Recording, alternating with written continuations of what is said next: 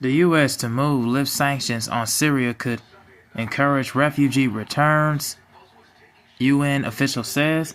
An estimated 400,000 Syrian refugees have returned from Lebanon since the former Syrian President Bashar Assad was ousted in December 2024 following nearly 14 years of civil war.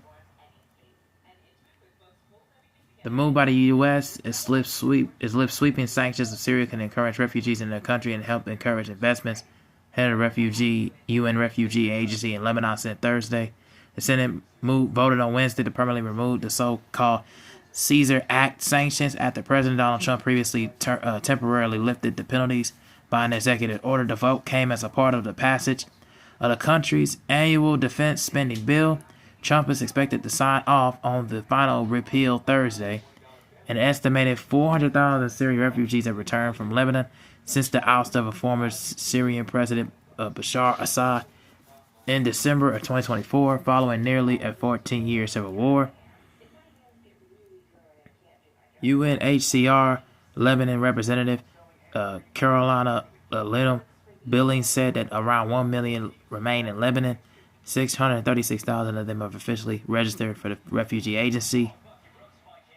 Refugees returning from neighboring countries are eligible for cash payments of $600,000 per family upon their return, but with many coming back to destroyed houses and no work opportunities, the cash does not go far.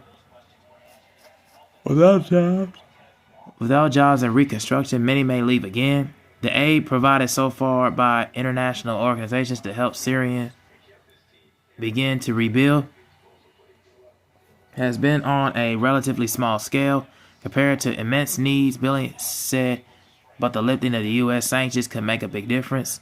The World Bank estimates will cost $216 billion to rebuild the homes and infrastructure damaged and destroyed in Syria's civil war. So what is needed now is big money in terms of reconstruction and private sector investments in Syria that will create jobs, which the lifting of sanctions could encourage, Billings said.